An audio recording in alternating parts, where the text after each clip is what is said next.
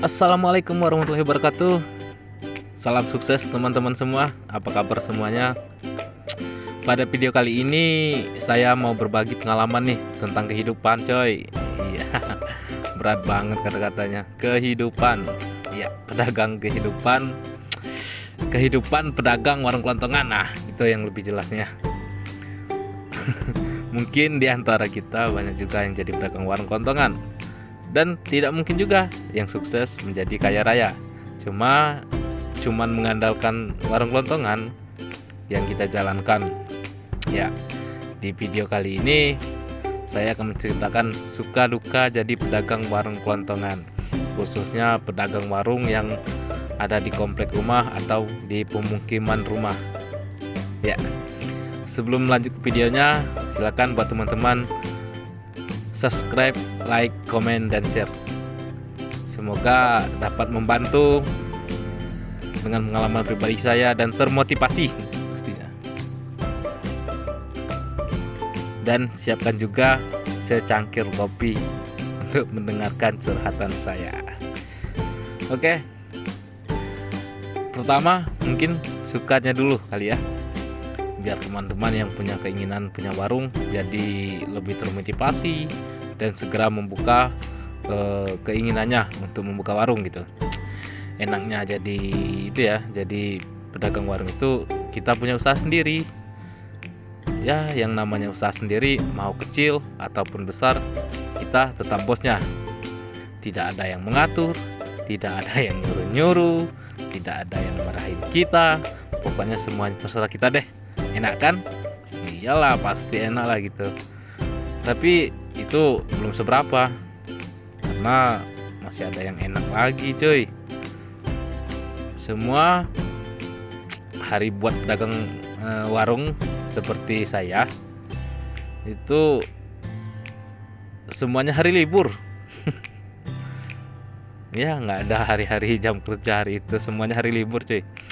Beda sama karyawan swasta, liburnya paling hari Minggu atau Sabtu atau hari Almanak Merah gitu kan. Pedagang kelontongan itu kerjanya ya cuma nonton TV, main HP, main laptop, seperti saya, menghilangkan jenuh-jenuh gitu kan, kadang nunggu warung. Ya sambil nunggu pembeli datang. Ya seperti saya ini sih di dalam video ini. Udah itu kita juga bisa menabung setiap hari. Emang sih besarannya kadang kecil, kadang besar, ya terserah kita. Ya kadang bisa, ya lagi rame besar, lagi kecil, lagi sepi, kan kita nggak bisa pastikan gitu. Ya pendapatan kita, apalagi kita berwarung gitu kan, kadang naik, kadang turun itu. Kalau saya sih nabungnya ya di celengan. Tapi walaupun nabungnya kecil, lama-kelamaan ya banyak juga sih gitu kan. Tapi satu tips dari saya, tabungannya itu ya jangan diingat-ingat. Isi aja tiap hari. Kalau udah 1 tahun, 2 tahun baru dibongkar. Terasa dapat kejutan gitu, dapat surprise gitu kan.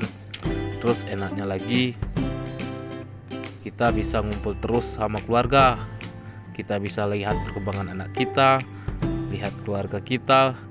Paling enak nih kita jadi terkenal loh di komplek gitu. Seperti saya dikenal dengan Abang Togar, Om Togar, atau apalah gitu. Pokoknya Togar itu udah melekat sekali gitu kan.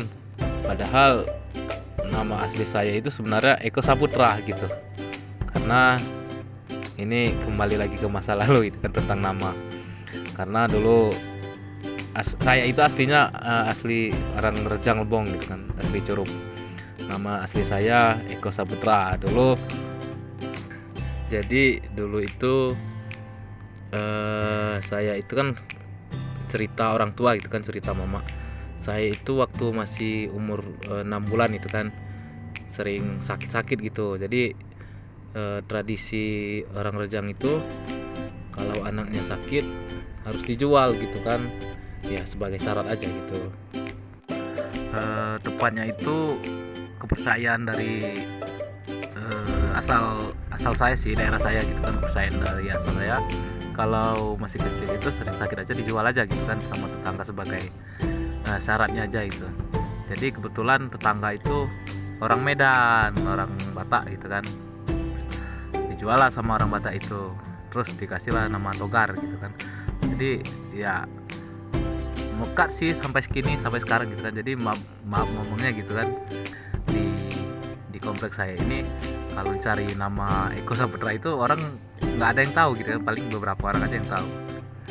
Terus yang tahu orang itu Togar, jadi melengket orang itu di sini Togar gitu kan, Om Togar, Abang Togar gitu. Ya satu enaknya itu kembali ke pembahasan gitu kan. Enak kita memiliki usaha warung gitu kan, jadi terkenal di komplek kita asli. Sekedar jalan ke depan aja, tiap ketemu orang pasti kita disapa, itu pasti loh, serius, kita pasti disapa. Dan masih banyak lagi yang enak-enaknya gitu. Tapi kalau saya terangkan satu persatu mungkin nggak cukup ya durasi. Mungkin teman-teman yang seprofesi pasti tahu lah suka enaknya kayak gimana gitu kan. Nah, kalau ada suka pasti ada dukanya kan. Tapi selama buka warung cuma satu yang saya anggap duka atau nggak enak, yaitu ketika konsumen yang beli itu utang ya. Ya pastilah pada teman-teman yang satu profesi gitu pasti agak ngeh lah pada konsumen yang utang gitu. Jadi keuntungan atau laba kita itu tersimpan di mereka, dan belum tentu uang itu balik ke kita. Bayangin aja kalau ada 10 orang yang utang nggak bayar, masing-masing hutangnya 100.000, udah 1 juta uang kita di mereka gitu.